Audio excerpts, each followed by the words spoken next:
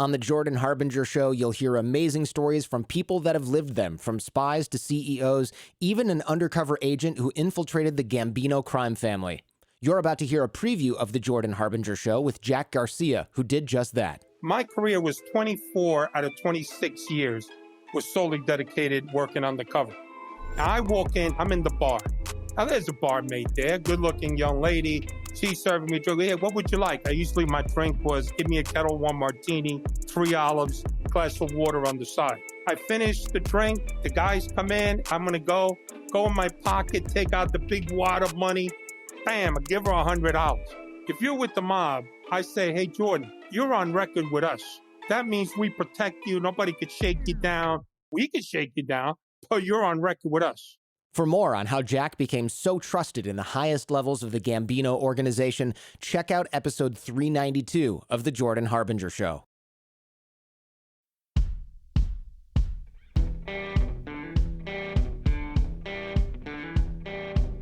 I'm Brett. And I'm Alice. And we are the Prosecutors.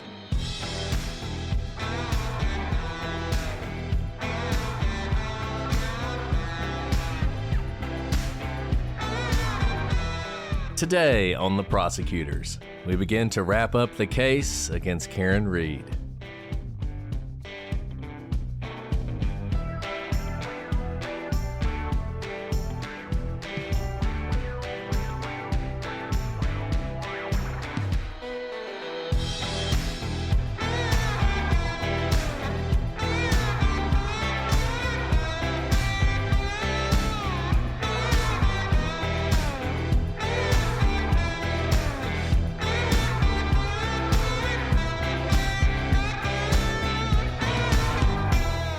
Hello, everybody, and welcome to this episode of The Prosecutors. I'm Brett, and I'm joined, as always, by my Dasamlega co-host, Alice. Dasamlega to you, too. Yeah. That sounds like an awesome word. I have no idea what it means. You could have called me something horrible, but it sounds great. Assuming that's close to the correct pronunciation, it means wonderful in Belgian. So, wow. Well, thank you very much. I currently don't feel awesome because I probably have a broken toe. But you know what? It's really, one of those things where you it's a concentration mechanism where you focus on something else to achieve something else. I'm focusing on finishing this case so we can get through it so that I don't think about my broken toe. There you go. There you go. If that tells you how I feel about covering this case. That's about the equivalent of this case, is breaking your toe over and over again, peeling off your toenails. It is kind of what it's like every time I dive back in. But with that, we still have so many witnesses to cover, including the defense's witnesses, which I think we'll get to today. I don't know. It's theoretically possible that we could finish today. Everything is theoretically possible. That's a good point. Good point, Alice. Way to rain on my parade. But the best way to get finished is to get started. So why don't we do that? We left off last time with Michael Proctor. And I don't know that anything else needs to be said about Trooper Proctor. Enough has been said already. So let's move to Brian Tully, who's also a member of the state police. And look, I do think this is one thing that's worth saying. Proctor was sort of the lead detective on this case, the lead person for the state police. I will tell you, having done a lot of these investigations, there's always someone who's the lead, and it's the guy who's in charge. But he never does this alone. There's always multiple people who work with him. And why that's important, if your conspiracy has to rest on one person, and if you have to believe that that one person could manipulate a lot of evidence, and you only want to blame him, that's actually a really difficult thing to do. The other people who are working with him, in this case, Brian Tully, Trooper Buhenick, they would have to be involved at some level because they would at least see this stuff happening. There's no way you could pull off any kind of frame job as an officer, as the lead officer, and the people who are working with you not see it as well. So I think that's one thing that's important to note as you're going forward here. If you think that Proctor is doing this and he's doing anything more than discreet things, it's one thing if you thought, sort of O.J. Simpson style, he's dropping a bloody glove in the right place, and you think that's what he did. Okay, that's one thing. Maybe he could pull that off. But in this case, you really have to believe that Proctor's doing a lot of different things to make this work. Well, if he's doing that, he needs some help. Now, maybe you think he's getting that help, but I think it's at least important to acknowledge that these people would have to be involved as well. So Brian Tully, he is going to testify. Now, he is someone else who Trooper Buhinick brought into this case. He spoke with Canton on the 29th, and at that time, the Canton Police Department agreed to recuse. They recognized that the fact that they had a member of the Albert family who was a detective in their department meant they should recuse. Which, by the way, is something I think they don't get enough credit for. If you believe this is some massive police conspiracy, the fact that Canton did the right thing, I think has to factor in at least somewhat. Tully is on the scene at 5:30 p.m. The investigators at that time were shoveling through the snow, which we talked about earlier, that the team who arrived to search this scene is on scene at the time. And they're looking for these taillight pieces in O'Keefe's shoe. They would find that shoe. It apparently had been thrown some distance from where O'Keefe was found, which, by the way, is consistent with a pedestrian strike. If you guys remember all the way back to Maura Murray. In Maura Murray, we talked a little bit about the Patrice Vassy issue and whether or not she was somehow involved in his strike. He was a pedestrian who was hit. When he was hit, his shoes were thrown off of his body. So they find this shoe, and it is a little ways away. He also looks at video from the Canton Library and a local synagogue. And these two videos are interesting because they show Karen Reed driving towards the Waterfall Bar the morning of the incident. Then the video shows her driving towards Fairview at around 5:18 a.m. She would arrive at the McCabe's house at 5:35 a.m. Given the distances, this time lines up with her first going to the Fairview Road location. Now, why is this important? A couple reasons. Number one, we know that Karen is going to tell various people that she does not remember ever dropping John off. So if she's going to Fairview, that's interesting. Number two, if you're thinking about this through the lens of, is this second-degree murder or not? Her going to Fairview, recognizing that this is where she hit John, maybe even seeing his body in the snow, is important. Remember, what is going to happen when she goes and picks up a couple witnesses? They're going to drive to Fairview, and she, before anyone, is going to see where John's body was, rush to it, and start doing CPR. So this all goes to her culpability. It all goes to her knowledge. Cell phone pings showed Karen's phone pinging over 34 Fairview between 12:33 a.m. and 12:38 a.m. on January 29th. It next pinged over Fairview Road at 5:18, which once again is right when you would expect it to be there if she's visiting Fairview Road before she goes to Jen McCabe's. And one really quick note here. There's been some comment of whether or not Karen Reed was there, at least based on her cell phone. She was there that night.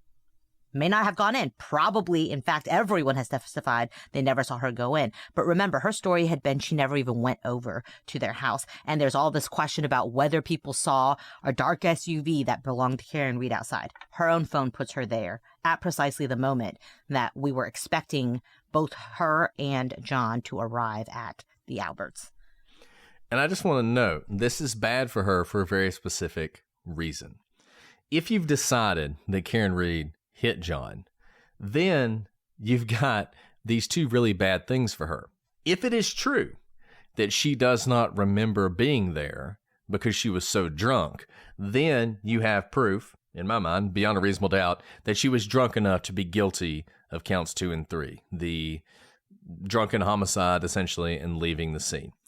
If you think she's just lying about the fact that she dropped him off, then you're getting to intent on murder too. So either way, it really hurts her that she's saying she doesn't remember. She's either lying about it to cover up her culpability, or she actually doesn't remember because she was so drunk, in which case, there's your proof that she was drunk. So you have this evidence that she's there that morning. On cross, Jackson will note that Tully did not note the sector, which is just, look, in 1999, or whenever it was, somebody's going to yell at me for this, that Adnan Syed was convicted of killing Hae Min Lee, we had the sector data. If you give me these records, I can tell you the sector. You don't need to have some advanced degree to know the sector that she's in. The fact that the police did not know the sector she was in it is a tiny thing. It is a small thing, but it is so emblematic of the problems with this investigation. They did a sloppy job, not in that they messed up so many things and she's probably innocent, but in that if they had just done a little bit extra work, they could have had the evidence they needed. It is not hard for them to know which sector she was pinging over. And if you don't know what sectors are, when you're pinging a tower, a cell phone tower, it is divided into 3 sectors, A, B, and C. And it tells you very specifically where you are based on that sector. If you don't have the sectors, then you could be anywhere in that 360 degrees that the tower covers. If you know the sector, you could say very specifically that she is on Fairview Road, for instance. So the fact that they don't know that is such a slip up. It's a minor thing, but you should know that. Something you definitely should know if there was, say, a hung jury in a retrial in this case. That is something you should look into. Nevertheless, given the video support for Reed going to Fairview, it would seem likely that she is in the area at that time. The defense also previews Lucky, the snowplow driver, in his testimony. He's going to say that he did not see a body in the yard while plowing. And this allows Lally, on the other hand, to come back and to bring out that Lucky's story changed multiple times about when and where and what he saw or didn't see. For instance, Lucky will say he saw a Ford Edge on Fairview, but he would say he saw it on a different street, and he would say he saw it at different times, depending on what investigator he's talking to. So we're already previewing what the defense's case is going to be and how the prosecution is going to respond to it, which isn't the greatest thing because, as Alice pointed out last episode, when you're already fighting that battle, it confuses things. I mean, the jury doesn't even know who Lucky is. So this is an issue that the prosecution is constantly fighting, this battle that the defense wants them to fight. After Tully, we have Nicholas Bradford. He is a DNA analyst for Bodie Labs. He confirms that John's DNA was on the broken taillight pieces. There is no cross-examination for him. And this is another huge piece of information because if his DNA is on that taillight, you would think that either means he was struck by the car or someone had to plant that DNA. I've heard people say, well, maybe he just touched the taillight. He was her boyfriend after all. I'm going to go out on a limb and say my DNA is not on my car's taillight. I don't know what would lead me to touch it just in general. So the fact that these broken pieces of taillight that are found at the home the day that he is found in the snow have his DNA on them, most likely there's a reason for that, and it's not that he was caressing her taillight as he walked by that morning. And his DNA isn't on just the taillight. It's on the broken pieces of the taillight, which is relevant because either he was there at the time that they broke, in which case it's part of the impact, or he touched them after the fact, which is a little confusing as well, since we know that the time period in which this taillight is broken is obviously questioned. It's not like this taillight has been broken for weeks, for example, and he did go look and see if, is this something that we can tape up, or, is this something I can do? This happened within that time period in which he is going to be in kind of this grave state, nearing and then ultimately dead. And one thing to note just on order of witnesses, because remember, we talk about this a lot. Order of witnesses matter for storytelling. I honestly get a little bit confused when you have like 10 different officers finding taillights and different parts of the evidence spread out across like 3 weeks worth of testimony. Obviously, there's a lot of people, and we've always talked about how you need like firsthand knowledge. I don't know that you need every single person that found every single piece of taillight to like testify interspersed throughout the trial. But what I do think is very effective, and Brett's about to go through this, is to have all these forensic people back to back to back to back and say something very short. I would try to make them as short as possible. DNA on taillight, boom. Hair, boom. No dog DNA, boom.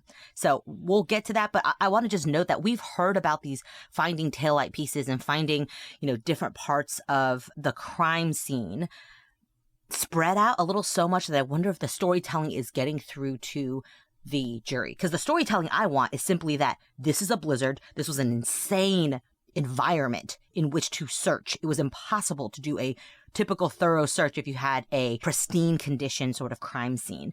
But there's a way to tell that doesn't draw it out and get confusing. And look, I just want to keep coming back to this. I know we've talked about it before, but have you ever visited Europe. You ever been on like a long trip to a foreign country? And the first few days you're there, everything you see is magnificent. It's amazing, right? Like you go to a church and it's a cathedral and you're like, wow, this is the most beautiful building I've ever seen. And then you see the next cathedral and you're like, wow, this is impressive too. And then the 10th cathedral, you're like, okay, another church, right? And you become almost immune to it because now you're used to it. Trials are kind of like that. You're a juror. You're thrown into this thing.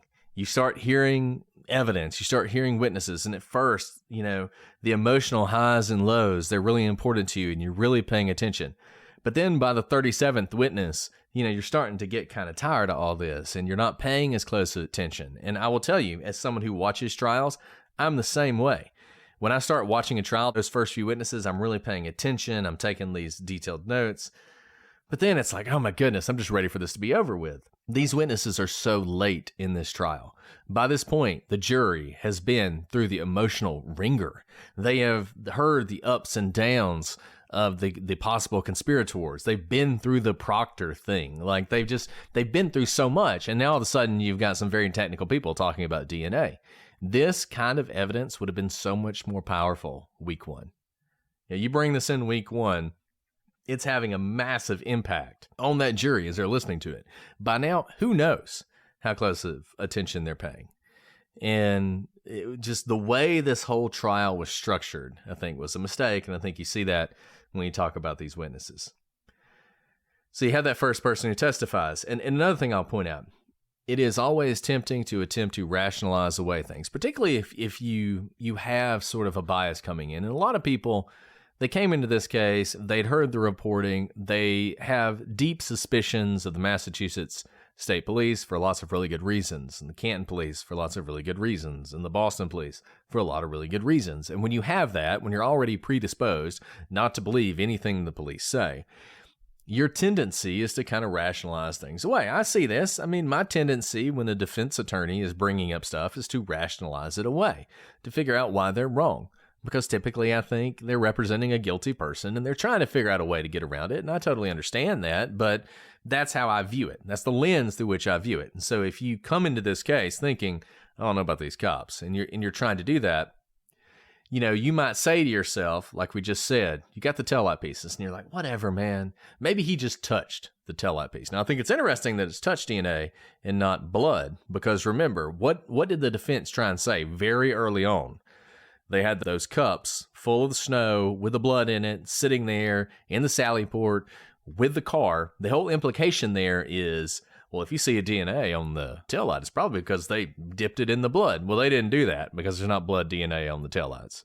So they planted that seed in your mind, but it's one that the evidence doesn't actually bear out. But nevertheless, you're trying to rationalize that away. The thing is, when you see stuff stacked on top of each other, it makes it harder to do that. So initially you have the taillight pieces. Then they bring in Tess Chart. Now she is someone else who's from Bodie. She tested the hair on the bumper. We've talked about this before. There was a hair on the bumper. It was probably frozen onto that bumper. And it was consistent with John. And in fact, 99.8% of the population could be excluded. And much like Nicholas Bradford, there's no cross on this because DNA is one of those things that's really hard to push back on. It's really hard to defeat that. This hair was John's hair. Now, you may want to say it was planted there, but now, once again, you're having to rationalize that John probably touched that taillight for some reason that just so happened to end up in the yard, and then his hair was planted on the bumper or just so happened to end up on the bumper where you would expect it to be if he was struck by this car. Then they bring on Andre Porter. Now, he's a state crime lab guy. He is going to do sort of the same analysis. He's going to find that the DNA on the taillight was a 3-person mixture, one of which was John. Didn't know who the other two were. Who knows? Bartender, could be any number of people. Wasn't any of the investigators, wasn't any of the people involved, but one of them is John. DNA on the broken drinking glass is going to show the same. So you have to wonder if somehow there's some cross-contamination. So you have this 3-person mixture on the drinking glass. 3-person mixture ends up on the taillight pieces as well. In any event, there's no cross. Imagine if there's a collision. Exactly. There's a collision. Exactly. So you see that sort of transfer. There's no cross on this person either. So you got these 3 DNA experts who are all difficult for Karen. No cross on any of them. Yeah, there's really not much to say there. And there's additional kind of experts coming up. So next is Jessica Hyde, and she is a digital forensic examiner. Now, Hyde has quite the resume. She worked for the intelligence community, the Marines, and has trained the U.S. Secret Service on forensics. She's a professor of digital forensics, an editor of various journals on the topic, and has worked all over the place. All to say is, no one's really challenging her expertise here. She is very, very qualified. She's the one who teaches people how to do this kind of forensic analysis. And she is the one who examined Jen McCabe's phone. First, obviously, a huge deal is how long does it take to die in the cold search, right? And she debunks the claim that McCabe deleted the search "Hoss long to die in the cold" or "how long to die in the cold." In fact, the notation deletion from the database refers to when a user closes a tab on a device, which, if you're like me, I leave lots of tabs open on my phone, which ends up causing my phone to run really slowly until I mass delete, all the tabs and all the open windows. So that actually makes a lot of sense as to what happened in terms of timing there. And so in that search, McCabe made a search at 2:27 about her daughter's basketball team. This is the same time, remember, that the defense claims she searched how long to die in the cold. And if Jen McCabe searched that at 2:27, that fits really well into the conspiracy because obviously she's not supposed to have seen John's body until closer to 6 a.m. So why would she be searching how long to die in the cold at 2:27 unless something happened closer to 2:27 or midnight, when John came in, was beat up, then dragged out to die in the cold. But what Hyde is showing essentially is we do know that McCabe did make a search on her phone at this time, but it was about her daughter's basketball team. And then the fact that this was the time the browser was opened and it stayed open until 6:23 or 6:24 when 2 different searches were made related to how long it would take to die in the cold. I also do this, use the same tab, whether on my computer or on my phone, to make additional searches, right? Like I don't open up a new tab every time I search. And that's essentially what she's saying happened here.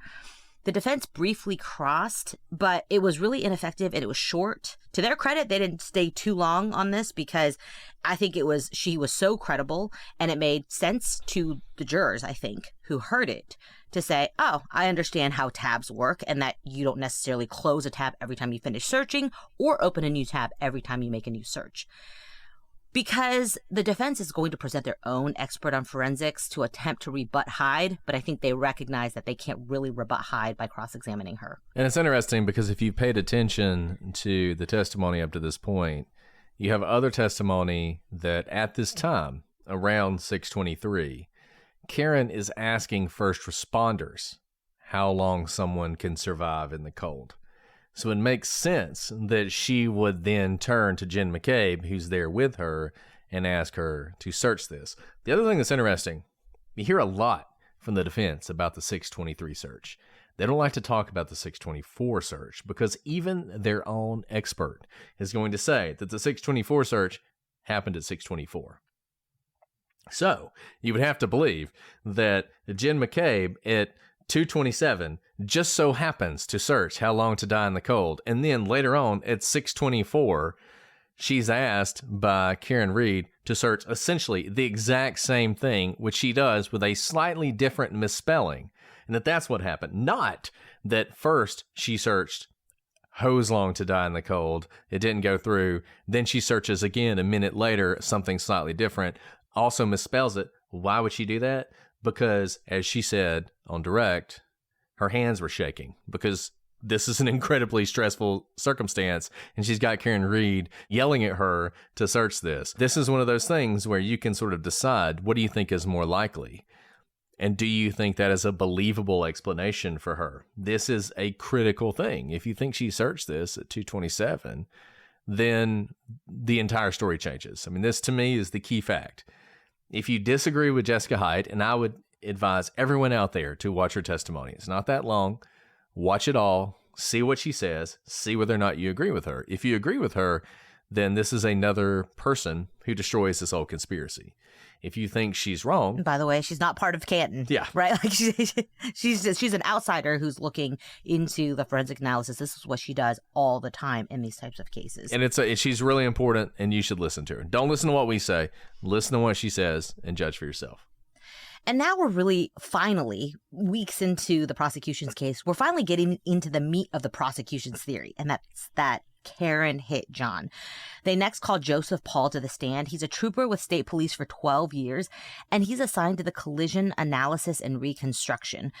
And he has investigated 55 pedestrian crashes, done hundreds of hours of training. All this is just to show that this is what he does. He has a lot of experience. He has a lot to compare this particular collision, because that's the prosecution's theory, with other pedestrian crashes. And he goes through the location of everything, such as the shoe was 9 feet from the body, the glass was about a foot away, and there was plastic between 7 and 12 feet away. So there's like the spray of the crime scene, essentially. In reviewing the data from Karen Reed's car, he noted a time when Reed's car went from, this is important, drive at 0 miles per hour to reverse and then 24.2 miles per hour with the pedal pressed down 74%, meaning she was at park and then slammed her foot down onto the pedal to go 24 plus miles in reverse. Suddenly, the speed drops from 24.2 miles per hour to 23.6 miles per hour in less than a second. That might not sound like a lot, but in that short of a time for there to be such a difference in the miles per hour is actually consistent with a pedestrian collision, because it's not that she slammed on the brakes. If she did, the mileage would go down to like 0, right? It's that something got in the way, so that though the pedal was depressed in order to go 24.2 miles back, something hindered its progression to 24.2 miles to 23.6, which in all his experiences of investigating pedestrian crashes is consistent, because a person is a force, but not a wall, for example, not a brick wall, which would have a different effect on what you would see mileage per hour. Now, this occurred some 8 minutes after Karen made a U-turn or a 3-point turn. These two events, we know, occurred 36 miles before the SUV's final odometer reading.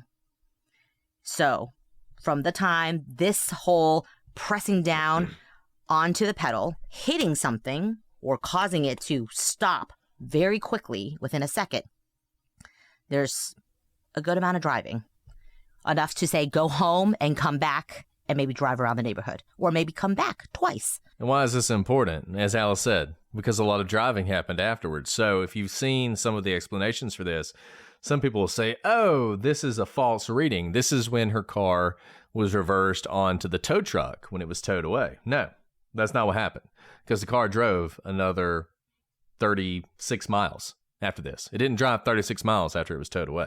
This happened about the time you would expect it to happen if there was a strike. Why is the 3-point turn important? Because we know, based on all the testimony and various different evidence from the car, that Karen missed the turn. She missed the turn onto Fairview. You remember how the folks in the truck, they were going to pick up the one young lady who was at the party, and they saw this SUV coming towards them? It's because she missed the turn. She had to turn around and come back. They let her turn in front of them, and then they followed her into Fairview. And 8 minutes after that happened, you have this acceleration. Then 36 miles later, the car doesn't move anymore. That acceleration happened sometime that night. Maybe you don't think it was her accelerating into John, but at some point, she is reversing that vehicle at 24 miles an hour. That happened.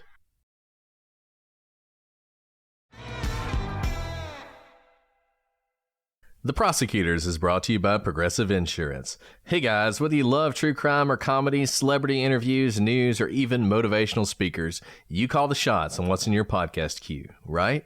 And guess what? Now you can call the shots on your auto insurance too. Enter the Name Your Price tool from Progressive. The Name Your Price tool puts you in charge of your auto insurance by working just the way it sounds. You tell Progressive how much you want to pay for car insurance, then they'll show you a variety of coverages that fit within your budget, giving you options. Now that's something you'll want to press play on. It's easy to start a quote and you'll be able to choose the best option for you fast. It's just one of the many ways you can save with Progressive Insurance. Quote today at progressive.com to try the Name Your Price tool for yourself and join the over 28 million drivers who trust Progressive. Progressive Casualty Insurance Company and affiliates. Price and coverage match limited by state law.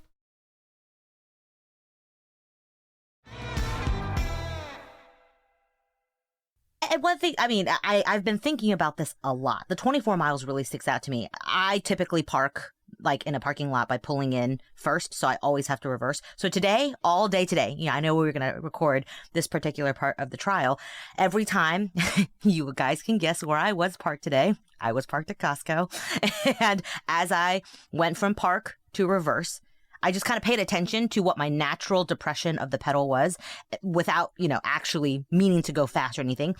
Costco, those of you who've gone there, is a very busy parking lot. Very different than a driveway, but here we're talking about a driveway that is in a dark place while snow has begun to fall.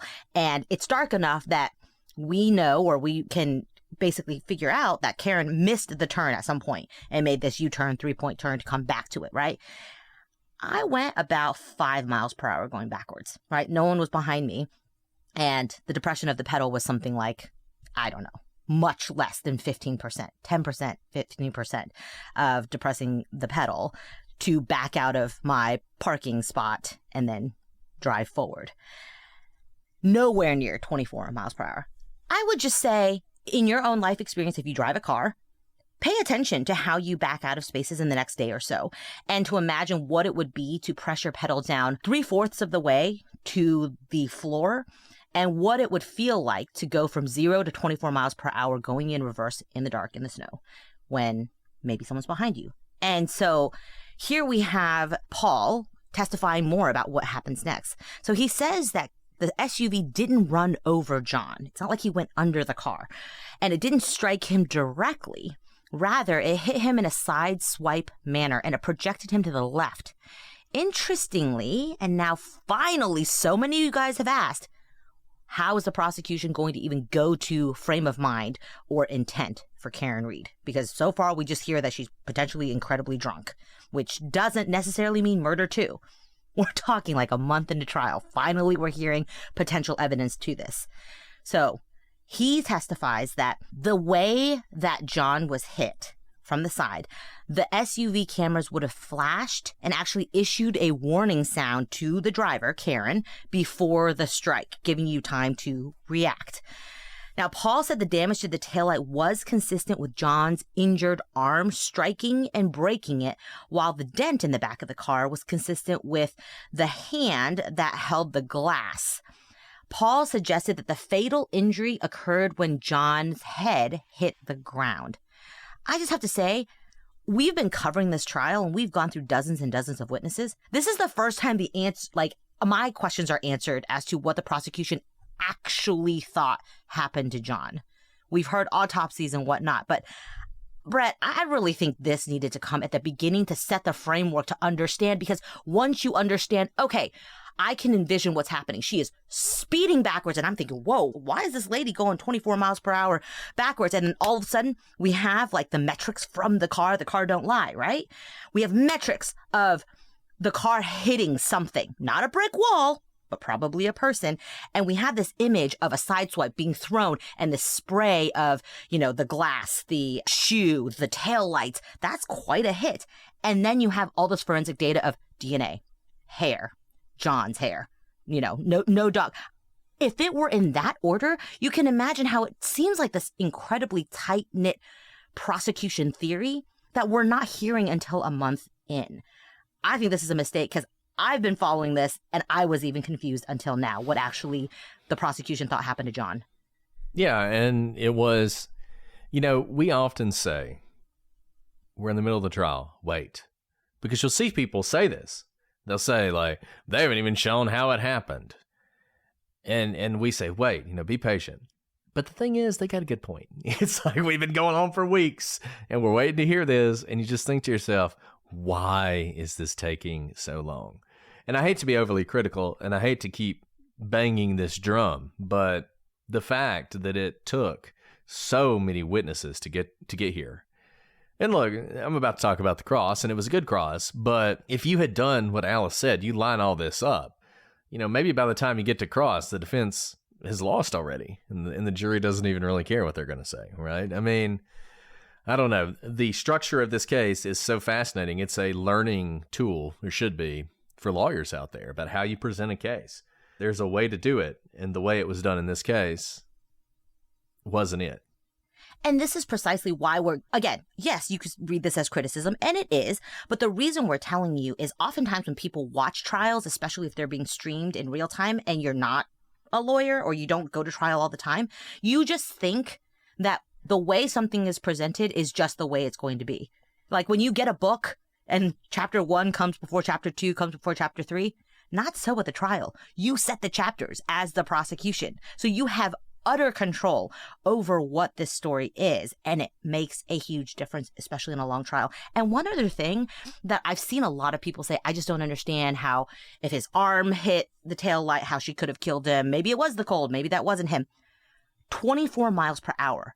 That should have been what the prosecution pounded over and over. They should have gotten an expert or a police trooper into a car and done a test drive. You know how we all do those reenactions? What it looks like for an owl to attack you. What it looks like to try and flip a boat over with a human body in it. We do all these reenactments of what it would look like. I would get a body cam into a car and show the jury what 24.2 miles looks like from 0 in reverse and have it suddenly hit 23 point whatever it was. And what kind of a force it would put on the person in the car to show you this isn't some like, did I just hit a speed bump? No, it's something you cannot miss.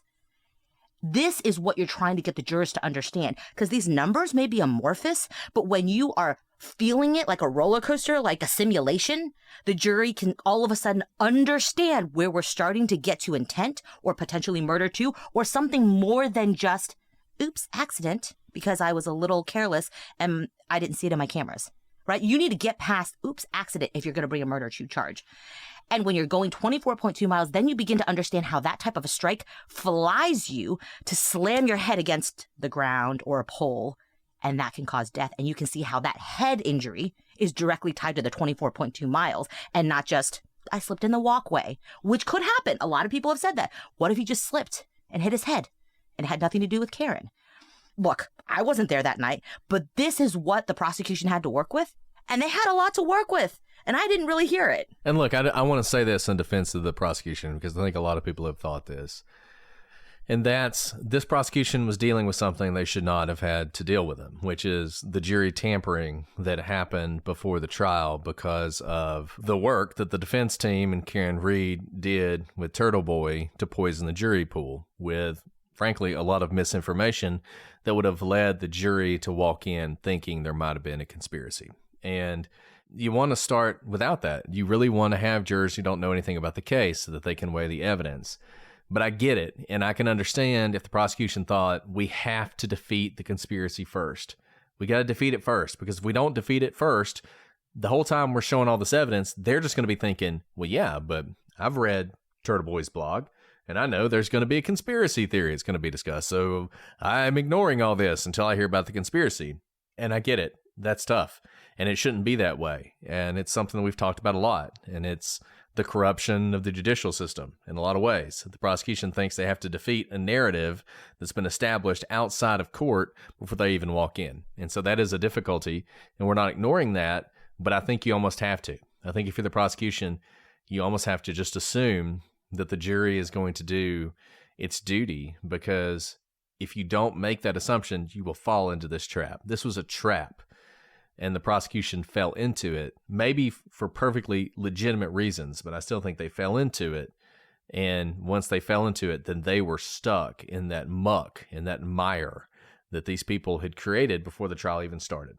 And they struggled in it the whole time. So on cross-examination, Jackson really shines. And this is an example of what a good defense attorney can do with an expert. And Jackson knows exactly how he's going to hit this police officer. I'm sure he's done this 1,000 times. He goes through the degrees he has. Does he have a degree in mathematics or physics or bioengineering or kinematics? The answer is no. And in fact, there's not going to be any police officer who's an expert who's going to have degrees in any of those areas. These guys are trained through various police officer trainings in how to do this. A lot of them, they might have an associate's degree. A lot of them didn't even go to college. They're not experts for hire. They're police officers. But Jackson does a really good job of making hay out of this. He does one of the things that I hate, but you see it all the time, which is like the quiz, where like all of a sudden he just quizzes him on various terms. And, the officer's on the stand and he does a poor job responding to it. I'll tell you what, I listened to this at like 2 times speed. It was much better. If you listen to it at 2 times speed, frankly, his cross-examination is nowhere near as effective because the responses are much faster. If you slow it down and watch it at one speed, it's like very cringeworthy as you're watching it. But Jackson does a really good job on this. He does the pop quiz thing, and he also, the most brilliant thing that Jackson does is he muddies the waters. I mentioned this last episode about whether the strike must have happened 30 feet from where the body was found based on one piece of plastic that is near the fire hydrant. We talked about this before. There's a fire hydrant, which is kind of on the border of the property. There's a flagpole. There's where John's body is found. One piece of plastic is found near this fire hydrant. Now, Trooper Paul, by this point, after going through the quiz and everything else, is kind of just defeated, frankly, by Jackson. Is kind of going along with him. Which, by the way, is a great tactic. And we always tell our witnesses, don't just give up and agree with everything the cross-examiner says. And that's a very common thing, right? You feel beat down, and then on a completely different topic, you're just like, yeah, you're right, whatever. And this is a very real effect that attorneys have on witnesses. And once they're on the stand, you can't be coached anymore, right? I can't be like, no, stop it. But we see this often because we're all human beings. And when you feel like you don't have the right answer, the point is to make you feel stupid, so then you give into and agree with everything the attorney says for the rest of the cross-examination. So that's a very common tactic. If you're on the witness stand, don't fall for it. And if you're going to watch this trial, one thing that's fascinating, another thing they do a great job of on the defense, they voir dire people. So Katie McLaughlin, go all the way back to Katie McLaughlin. They do this whole voir dire about her being friends with Caitlin Albert, and she fights them a lot in the voir dire. But then that ends, and all of a sudden, we're asking the same questions in front of a jury. Now she knows what questions are coming, and she's actually much more receptive to their questions. She answers their questions in a much more agreeable way the second time around than she did the first time around. And it's a fascinating thing to watch. And this happens a lot. And Alice is right. And we tell people, cross, you do not have to agree with the defense attorney, but people want to be so agreeable, and it's fascinating to watch it happen, and it happened in this case. So you have, Paul, he tries to say, look, this happened more along the roadway, but this 30-foot claim sticks, and for the rest of the cross, Paul essentially agrees that this body, John's body, was thrown some 30 feet from where he was hit, which is essentially impossible, but that's what he says, and so the jury's hearing that, even though probably it's more like 10 or 15 feet. If you just look at the diagram and you look where the mass of the plastic is and you look where his body ended up, and you have this single piece of plastic that's further away, which could have been there because of the wind or snow plows or any number of things that put that single piece of plastic. But Jackson gets him to agree that based on that single piece of plastic, it had to have happened 30 feet away. And he's going to continue to use this. The other thing Jackson does is he suggests that Paul should have used key cycles and not odometer readings to calculate where and when various things happened, like the 3-point turn and the acceleration we talked about earlier. Trooper Paul was awful at explaining what a key cycle is, how they work, why the odometer reading is more important. And he's terrible at this, even though the Commonwealth on their little chart has key cycles on the chart, and Paul had referred to them during various times during direct. And it turns out, if you look into this at all, that key cycles with modern vehicles, I mean, you would think in the old cars, right? You stick the key in the ignition, you turn the key, the car turns on. There's a key cycle. That is not how it works now. That's not how it works in modern cars. It depends on the make and the model, all this stuff. Key cycles are basically useless, but because he can't explain it, the jury's confused. I was confused. I had no idea exactly what was going on, and I wish he just stuck to odometer readings, but he didn't, and Jackson did a great job with that. And look, he totally discombobulates Paul. The guy is visibly nervous. He's visibly nervous even on direct. He's even more so on cross-examination. But his testimony isn't quite as bad as people want to make it out to be, particularly if they're on the sort of Karen Reed side of things. His key findings, how the strike happened, how things ended up where they were, the speed at which the hit happened, all this is unchallenged. The defense can't challenge any of it. All the defense could do is attempt to muddy the waters with the key cycle stuff, and they do a really good job of describing this sort of twisting motion when John was struck with his side swipe as a pirouette, which is something Jackson will use continuously. Great work by the defense. Not criticizing them at all. They did a great job. But if you can sort of cut through their skill as defense attorneys, I think you see that they don't really hit on the key points that hard. But here's the thing. The nature of this strike, if it occurred, is incredibly helpful to Karen. The standard methods, formula for a pedestrian strike, they don't really work. And it makes it much harder to do a reconstruction. And we're going to see that again when the defense puts on their reconstructionist at the end of this case. So next we have a cell phone guy, Ian Whiffen. So Whiffen is a product manager for Cellbrite. Cellbrite is the definitive provider for cell phone analysis in the country. So Cellbrite is actually like the company name. It's akin to calling tissue paper Kleenex or, copy paper Xerox. That's how everyone just refers to them as Cellbrite. I don't know that I've ever used anything but Cellbrite, Brett. I don't really know the other names of the companies. So they've done a really good job. The defense attorney is going to put on an expert who doesn't use Cellbrite. So, but that's my point, is that in all the investigations that I've ever run, I've only ever used Cellbrite. All to say is they kind of are the standard. You'll see them often. You've heard us talk about them in past cases. Now, Whiffen reiterated that there was a lot of evidence showing the search that Jen McCabe made with the, how long to die in the cold, came at 6:23 a.m. following a youth sports search at 2:27. Think back to the other expert we had. What was happening at 2:27? Remember, Jen was searching something for her daughter's youth basketball team and probably kept the same tab open. Ian Whiffen's testimony is supporting that previous testimony. Now, this is also supported by a 6:24 search for the how long it would take to die in the cold search. Now, these searches were not conducted in a private browsing mode, as some people have speculated, or they would not exist in the file Whiffen reviewed.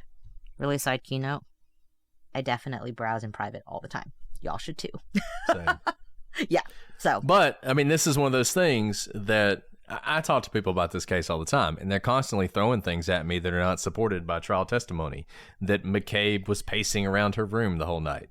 Well, if she was, nobody put any evidence of that on a trial, that she did this search in private browsing mode. No, she didn't. You just see this again and again, and it's like, guys, I get it. You've heard what Turtle Boy says. He's really effective as a communicator. Look at what was presented at trial and what the defense didn't even try to rebut. Yes, absolutely. So additional records show that while the youth sports page was visible on the screen at 2:27, the subsequent searches were not visible on the screen until 6:23 a.m. What does that sound like? You open up the tab, search daughter's youth basketball team, turn your phone off, you go to sleep.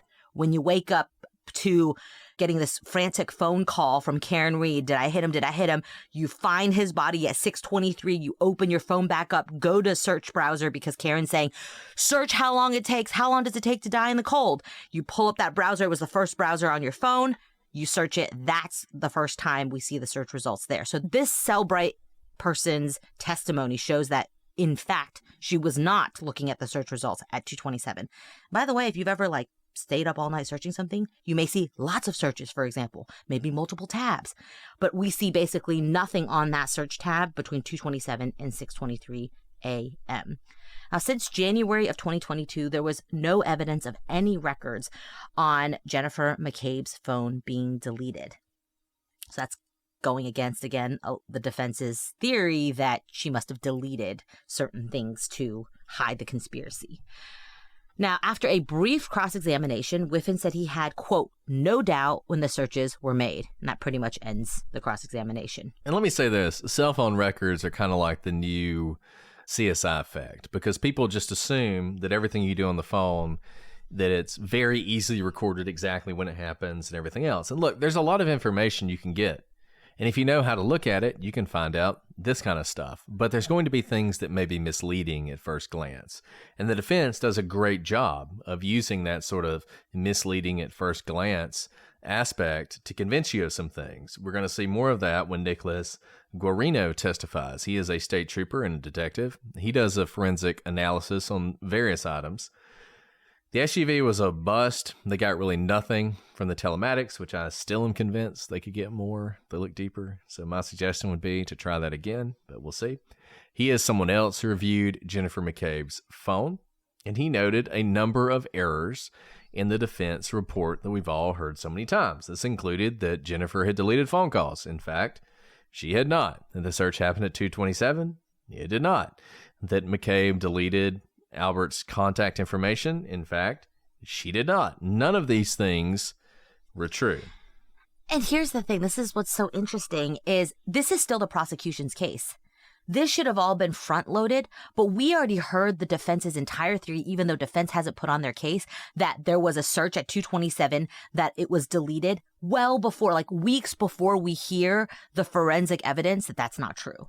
So this is what we mean when we said last time that you need to play on your own turf. I think the prosecution here reacted a little too much and they needed to put their theory forward first. It's so interesting that we already have to rebut a whole defense theory when the defense hasn't even put on their case in chief. So now, probably for the rest of this episode, frankly, we're going to go through the communications between John and Karen that day. This is the bulk of Guarino's testimony. He also introduces a bunch of exhibits into evidence that record this, and these are text messages and phone calls. Now, we're not going to go through every single thing that was said.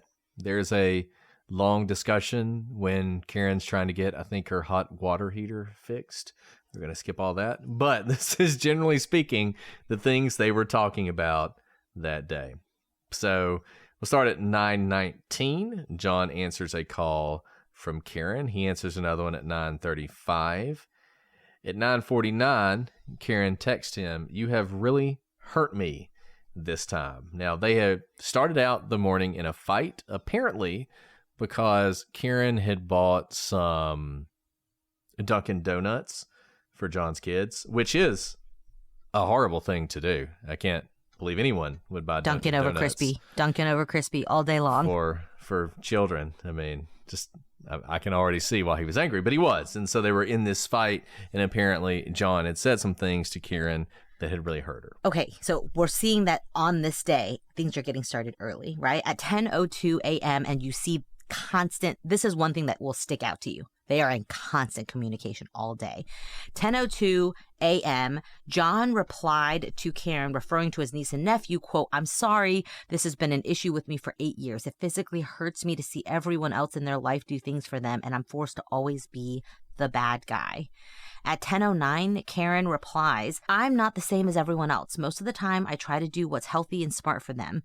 More importantly, I try to support you and what you need. You just lashed out at me and said terrible things. I don't know how you've gotten to this point with me when I'm just trying my hardest. You made your point and continued to beat me down. I have a lot going on too.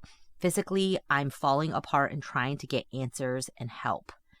Then at 10:10, so just a minute later, Karen texts John again, "I'm just your girlfriend. I'm not a perfect parent. I'm trying very hard and sometimes treat them nothing like I used to."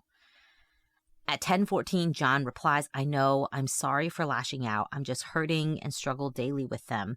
Always feel like I'm failing at this parenting thing. I just wasn't built for this."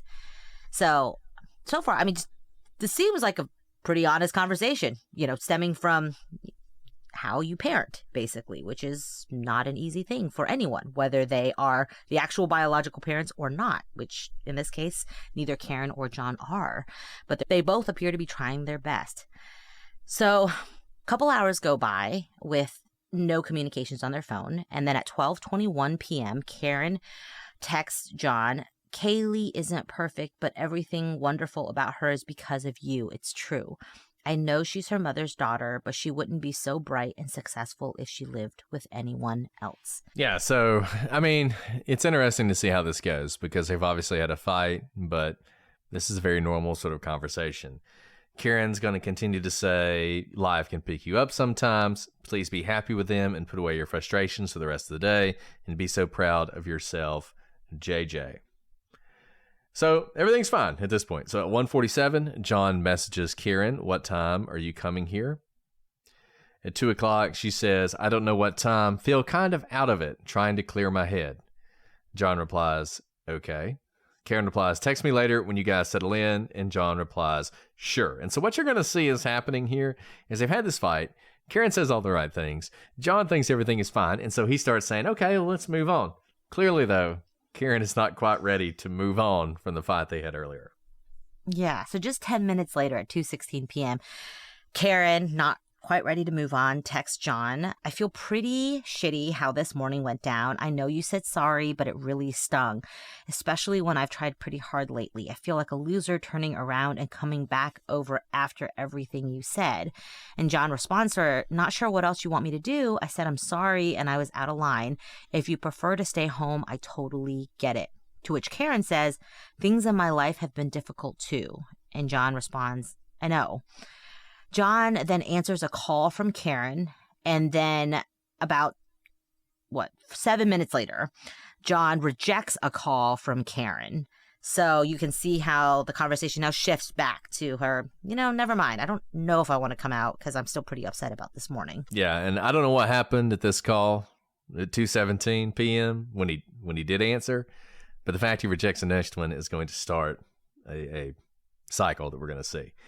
At 2:25, Karen messages and says, "Tell me if you're interested in someone else. Can't think of any other reason you've been like this." Now remember, this is shortly after the trip to Aruba where she'd blown up on him over another woman, and at this same time, she's texting with Higgins, sort of flirty texts.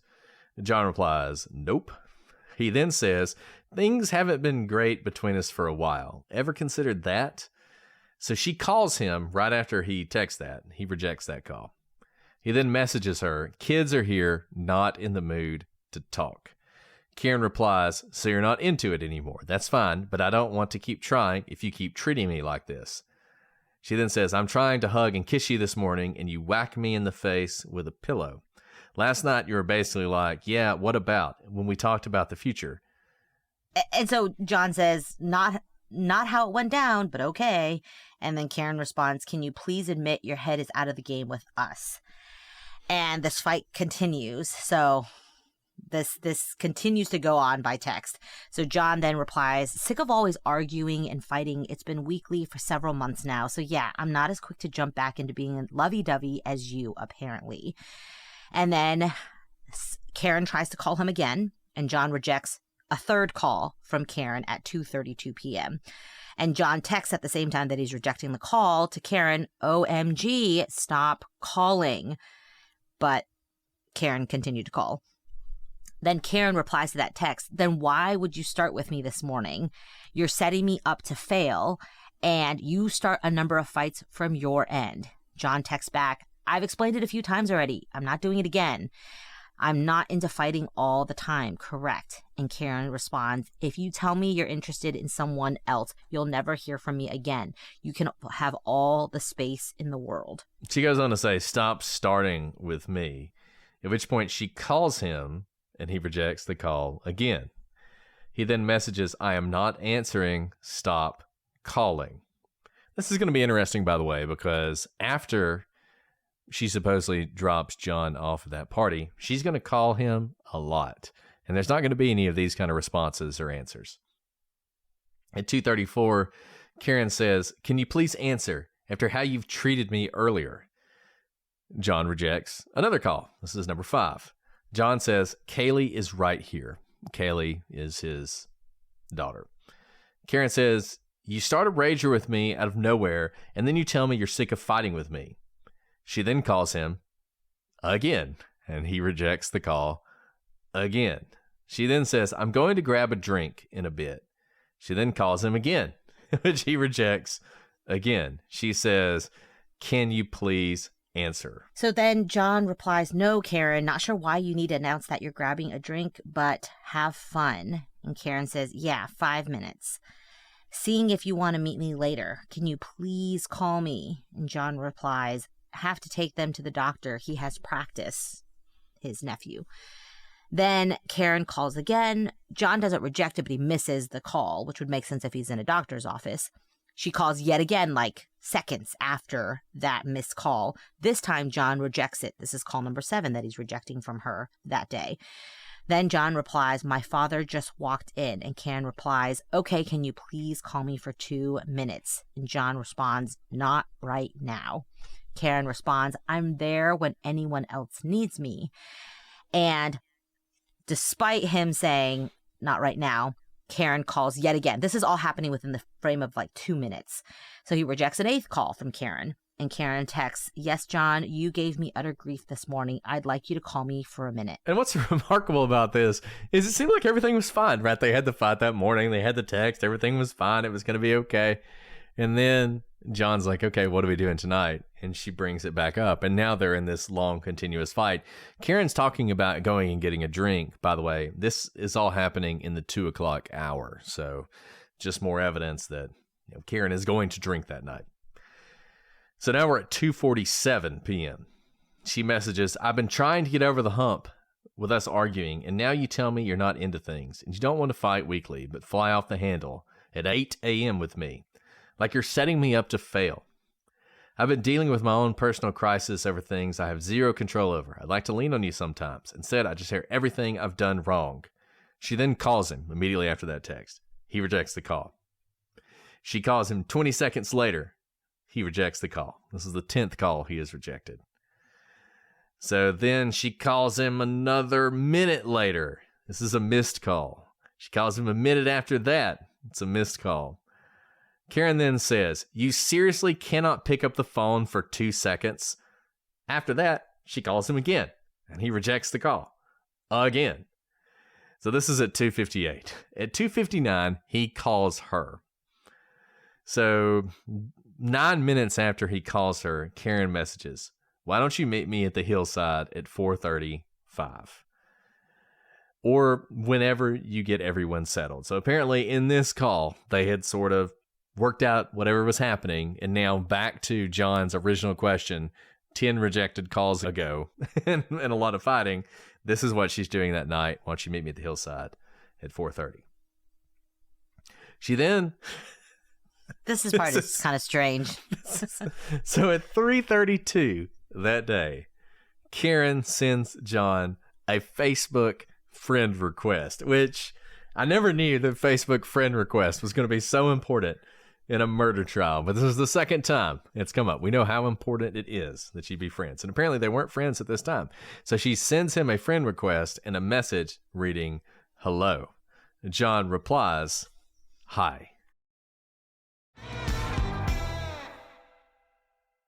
Guys, it is time to get big mad over true crime. If you like this show and you like true crime cases, there is no one better than Heather Ashley. It's a single host podcast, so you don't have to listen to a whole lot of small talk like you do with me and Alice. All cases are done by listener request, and no case is too small. Heather gets down to the facts in a straightforward way, and she is absolutely hilarious. And I gotta tell you, she has one of the best research podcasts out there. Brett, I don't think it's an overstatement to say that Heather Ashley is one of my favorite people, not to mention favorite podcasters. And Big Mad True Crime is something you guys will absolutely love. Her storytelling is bar none. It's like you're talking with your best friend. And she says what we're all thinking, but maybe afraid to say out loud. Heather's afraid of nothing. She will say it with passion and compassion for the victims. And that's huge, Brett. I know we talk a lot about victims, but boy, does Big Mad True Crime have respect for the victims. They have huge heart and zero time for BS, which is a direct quote from one of her listeners. And we are all here for her Heatherisms and her sassy one-liners. I can repeat them all day long, and when I repeat them in my real life, people think I'm way cooler than I actually am. And the length of her podcast is perfect for a commute, although I'd listen to her talk all day long. And she has just one case per episode usually, but she's done multi-parters. So if you are tired of people doing 14-part cases like we do, you will love Big Mad True Crime's succinct way of getting through cases in an episode. So you need to listen to Big Mad True Crime. It is available anywhere you listen to podcasts, and she is dropping new episodes every Monday. Check it out. You won't regret it. Alice, you know what makes me big mad? True crime. And that's why I love Heather Ashley and Big Mad True Crime. And this is not an overstatement. We love Heather Ashley. She's one of the best people in the entire business. She cares about victims. She focuses on getting to the truth. Unlike us, there's no small talk. It's just Heather talking about these cases and getting down to the facts. And the thing with Heather is she says exactly what we're all thinking. She does it with compassion for the victims, respect for the victims, and she just has huge heart and zero time for BS. Something that I greatly respect in Heather Ashley. I love listening to her. I love the cases that she covers because guess what? They're all cases that are done by listener request. And the length is perfect for any commute. Unlike us who don't know how to be quiet, Heather Ashley covers most cases in just one episode. She is amazing. You have got to check her out, Heather Ashley, on Big Mad True Crime, wherever you get your podcasts. So then John messaged Karen, like I said, doctor now, and he has practice till 6. If you want to go start drinking, then go for it. This is at 3:30, by the way. So she's kind of planning to go drinking at like 4:30. A minute later, Karen responds, I just want to give you space at the house without me there. So rather meet you out than meet at the house. So, and she asks him, do you plan on going out tonight? John responds, Karen, I don't know. This is at 3:39 and he's at the doctor's office. And apparently he has his nephew's soccer practice till 6. So I kind of understand why he may not know yet. There's still like a lot of things to get through the day before he figures out if he's going to go drinking that night. Then John also says, you're like jonesing to drink, so go. Karen then responds, okay, well, after how this morning went down, I don't think I need to be back over there with you. Get frustrated at how I am with the kids. Has nothing to do with drinking. I'm paranoid now that everything I do with them is problematic, so rather see you for a minute without kids around. John responds, what's your plan? This is about 7 minutes later, so it sounds like he did not respond to that whole, like, emotional outburst, I guess, from Karen. He kind of lets it lie, but then now he's trying to figure out, what is your plan? Are you going to go drinking? Should I meet you somewhere? What's happening?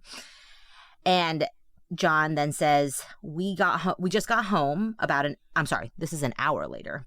We just got home, waited to see what Papa decides here, or else I have to get Patrick at 6. Then John responds, so still home? And Karen responds, yes. At 5 o'clock, John messages Karen, so are you staying home or coming here?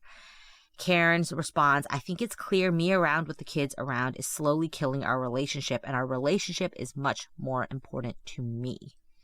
John responds, well, there's a blizzard coming, so we'll be inside all weekend. Karen said, it will be over by noon tomorrow, the blizzard. And John responds, don't think so. Which is all very foreboding of what is to come. And the major problem here is the kids. So Karen is starting to have an issue with the kids, and she's going to say in her next text message, I don't want to keep having this conflict, this constant conflict of the dynamic of the four of us. The harder I try, the more it kills our relationship as a couple. It feels like utter shit to be in this position. Rather just meet you out for drinks when you figure out what your night looks like. It's like, Karen, there's always going to be 4 of you. There's either going to be 4 of you or 3 of them. Like, the kids aren't going away. But this is an issue. And we've seen this earlier when she was talking to, I think, Matt McCabe, about how does he do it with the kids? Like, how does he manage that situation? John replies, well, I have no idea what's going on, so do what you want. He then says, need to figure out what everyone here is doing. All I know now is Madeline is coming over. No clue about Patrick yet, or if Papa is planning on hanging for a few more hours. Karen says, okay, well, when you know the story and if you want me to come up, let me know. Because, Karen has her own place. John says, no, Karen, you decide what you want to do. Karen says, I know your heart isn't in this anymore. I felt it for a while, and especially lately. I'm willing to try more, but not if you are approaching the point of indifference. If you want me to come up and you can head out for a while, then say so when you know what your father is doing. Which, man, this relationship is just, it's not supposed to be like this. If you're out there in this kind of relationship, it's not supposed to be like this. This is bad. This is all bad. John says, you come up and I head out. Really? I've told you already, I don't bounce back as quickly as you do after we have a battle. Karen says, no, head out together or meet out. John says, gonna send Patrick to Collins tonight. They're picking him up around 7. Mike may hang too when he brings Mad over. So why don't you just come over? Karen says, Mike doesn't want to go out for a bit? I would like to. Been a shit day from the jump. I'll let you hang with Mike for a few. Don't need to butt in. Text me when you think you may head out. I'm a little exhausted. I know. I will say it seems like he's trying to allow her the space to meet up, because that does seem to be like what she wants to do. But every time he offers, she's like, don't want to interrupt. I know. It's like, it's very exhausting. So by this point, it's 5:32. They're still going back and forth. And now referring to the 3:32 Facebook friend request Karen had sent John, she messages, are you really not going to accept my friend request? John says, on what? Facebook? Yeah, we've been going out for 2 years. Which, by the way, we called this a long-term relationship earlier and somebody corrected us. Going out for 2 years is a long-term relationship. I don't know what kind of relationship you guys are in. Really long relationship. And they dated before that too, right? Yeah, but exactly. I just have to know, it's not like the friend request had been hanging out there for years or months. It was an hour earlier. And I don't have auto notifications on my Facebook. So if you send me a friend request, I will only know if I go to the app and log in to see the friend request. So you can tell here he doesn't know what she's talking about. It wasn't an intentional slight to not accept the friend request. And as John says in his next response, I haven't gone on.